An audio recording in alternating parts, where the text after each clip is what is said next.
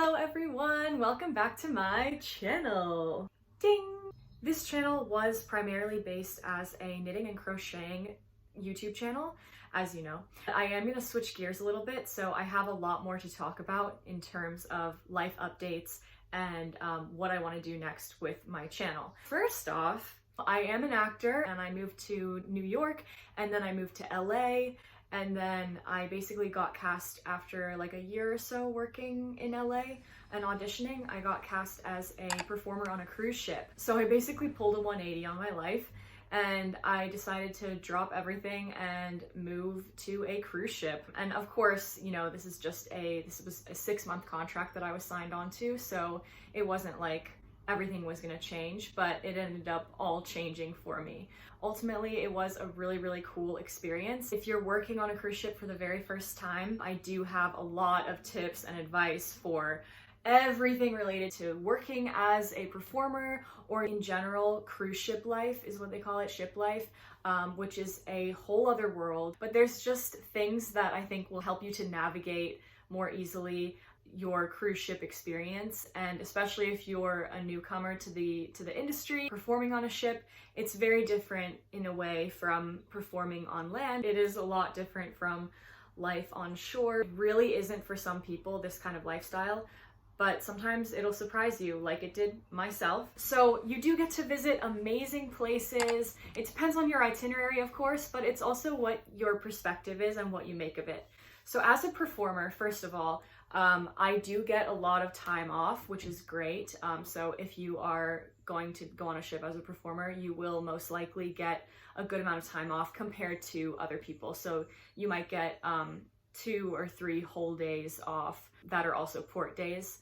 So basically, if you don't know anything about cruise ships, you have a turnaround day, which is the first day of the cruise. And you are basically going on with the guests that are also on board for their first day of the cruise to wherever you're going.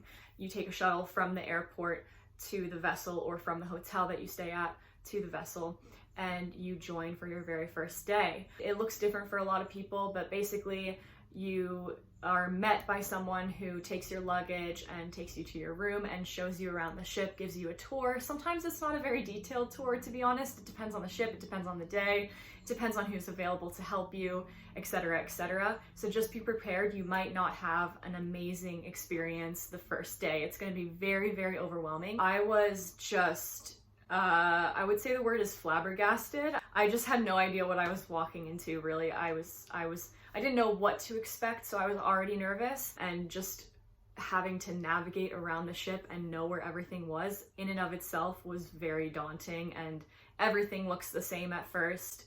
Obviously, after a while, you get used to the layout of the ship and you can make your way around and everything. So before you join, if you are offered a role or a position on board as a crew member, you'll get a lot of paperwork. Just get it all done.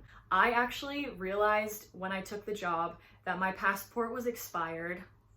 So I literally had to do this whole elaborate scheme to get my passport renewed. Like, I got cast 2 weeks before I was supposed to join. So I had to do all of that in a very small amount of time. I almost didn't join. I'm really, really glad I did, but I almost didn't, and that would have been crazy just because of my passport not to be able to join. Depending on your role on the ship, you will get different types of rooms. So some people share a bedroom and a bathroom. So there's 2 bunk beds in each room, and then it's connected by 1 bathroom that I think 4 people share. The majority of people who are not officers, basically, the spa and all of the sales shops and everything, they have to share a room with a roommate, but they do have their own bathroom. So as one of the actors, I did get an officer's cabin, so I had my own bedroom. It was a single bed. Some of them are double beds. It was a single bed, which I really didn't care. It was still amazing that I had my own room, and I had my own bathroom. And sometimes you get like a boyfriend or something similar to that, and you stay in their room if they have their own bed, or girlfriend. You never know. Sometimes it works out. So a big thing on my cruise line was, and I think this must be a big thing everywhere, it's not always the same, so it just depends on which company you work for, but it is really important to be nice to everyone because you are all stuck on a ship for a very long time together. You're all working, living, and partying together. So you're doing everything together. It's a big thing to say hi to people when you walk past them. Obviously, sometimes people don't do that, but you just want to avoid that and you don't want to be catty in any way. A lot of the performers have a bad rap for being kind of cliquey and standoffish. And I made an effort, because people told me that, to really avoid coming across that way, even though sometimes like I don't feel like socializing all the time and everything, but it's just important to keep a smile on your face and be generally friendly overall. You know, obviously we all have good and bad days, but, and everyone knows that on the ship, but just something to keep in mind. So on the flip side of always being around people, you do also get a bit lonely. Like, it's kind of a thing that you realize just over time when you're working on the ship.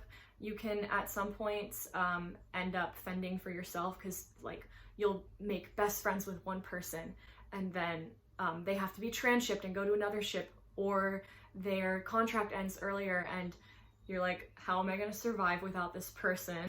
But trust me, there's always other people that that will come and go, and you just have to be comfortable being alone. Towards the end of my contract was 6 months, and I honestly got a bit fatigued socializing and also just working all the time. You know, you're on this like high the whole time that you're working on the ship. You do also crash, so you want to avoid crashing, and a good way to do that is to pace yourself. There's a lot of pressure to drink when you're at the bar. I tried to balance it out. There were some times like where I was just out at the bar every night with my friends up until really late, getting up early in the morning to work, and that's just not really sustainable. So it's just finding a balance. You know, obviously it's important to spend time with people, to go to the bar and socialize with people that you work with, because then you get to know them on a personal level, and so it's easier to work with them. Community is really important, and it is really strong. It depends on the ship and it depends on the vibe. Every single ship is different, every company is different, but you're gonna do great. The food.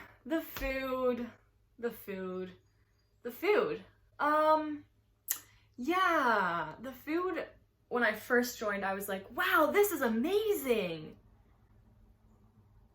It kind of changed because you get sick of it. I mean, you can kind of taste it. It's like ship food. It's like cafeteria food. But it depends on the cruise ship. It's important to get your own snacks and the things that you really like and enjoy at home, and order them on Amazon, or bring back some snacks when you are able to get off the ship. Sometimes it's good, sometimes it's not that great. Sometimes it feels like you're super, super lucky to have free food, you know, while you're getting paid and not have to buy groceries and not have to cook and not have to clean. It's actually amazing in that way. Okay, the fun stuff. So going ashore is super fun. There are a lot of valuable tips for going ashore that I have for you. I'll probably do a separate video for all of that because there are so many things to keep in mind. But the main thing is, don't be late, because you will probably not be back on the ship for a while, or you'll have to find your way back to the next port. It's just a nightmare. Don't be late. A lot of my friends didn't have as much time off as me if they worked in different departments. So that was kind of a struggle with going out sometimes. So I felt like I had to make a lot of different friends in different groups to go out. But sometimes, honestly, you just don't find anyone who's going out, and you just go out alone if you want to. Sometimes you stay home and take a nap. As a performer, I don't have to do the import manning duties, so I don't have to stay on the ship unless there's like an event or a meeting that I have to stay for, which was really incredible. I saw so many places. I took so many videos and pictures, and you'll see it on my Instagram. It was just an amazing experience. That, for me, going ashore and seeing all these places, and even going on the top deck and looking out at the ocean every day. And most people don't get the chance to do that for work. So definitely consider yourself lucky if you're heading out on this journey. And last but not least, the bar culture. wow, that's a whole thing. Nationalities kind of gravitate towards each other, and others like really are social butterflies. So it really just depends on who you are and what department you're in. Sometimes the department, they just stick together and they sit in a corner. Sometimes everyone's partying, everyone's mingling. There are different events that kind of bring people together, like Latin night or poker night or bingo, things like that. The drinks are really cheap. They are like $1.50, maybe less sometimes, for like a vodka soda. So it's like really easy to drink, which is awesome. But it's also, you have to be really careful. You don't want to get into any trouble. As far as if you're a girl on the ships, the ratio of men to women is like a pretty big gap. When I first joined, I was like apparently too nice, and you don't want to attract like the wrong kind of attention. Dating on ships and relationships and fornicating and all of that, you know, just be safe. And there are, once again, a lot of guys looking for girls on ships, and some of them are married, so that's something to be mindful of as well. Everything is amplified on board, so that aspect of it, like the socializing at the bar and the relationships, are very also amplified. And some of the guys can be really creepy, honestly. I mean, that's like real life as well, like on land, of course. That's something that we just have to be careful of. But on ships, you really just be mindful of it. I hope that was all very helpful, and I hope that you got a lot of good information out of this. I wanted to give some little tidbits that are something that not everyone talks about before you get on board, and stuff that you're not expecting. And everybody has a different experience. You know, it's not all the same, and even different contracts on the same ship, it's always going to be somewhat different. You don't have to worry about a lot of bills while you're on board, because everything is pretty much taken care of, room and board for you. Even if it's not like a great situation, if you have like a bunch of roommates or whatever, you're still going to have a lot of fun, and you're barely going to be in your room anyway. Don't get too wrapped up about those difficult cons, I would say, about working on a ship, like sharing a room and not having access to all of the food that you maybe wanted, or whatever it may be that you're anxious about. You're gonna be fine, and it's gonna be actually like an amazing, enriching experience overall. It's safe to say that you'll probably end up making the most of it, and it's really only temporary if it's a one-time contract. I got to see new things every day, experience new things on the ship every day as well. I got to improve my performance skills, my communication skills. I got to work in a corporate environment. I got to meet people from all around the world. I will be making a packing video soon where I will just show you everything that I pack for going on a contract, and go through what I didn't actually need to pack, what I should have packed, what I could have gotten while I was on the ship, and all of that good stuff. So I hope that's also really helpful. I will also be using this channel not just for my cruise life advice, but also for my creative endeavors like knitting and crocheting and all that good stuff. So be on the lookout for those, and I hope that you have a great rest of your day. Don't forget to like and subscribe to my channel, and follow me on all the social medias. I don't really have a lot, to be honest. I just think I mostly use Instagram. I gave up on TikTok. I'm not a very good TikToker. All right, that's it for now. Why am I so awkward? Okay, bye.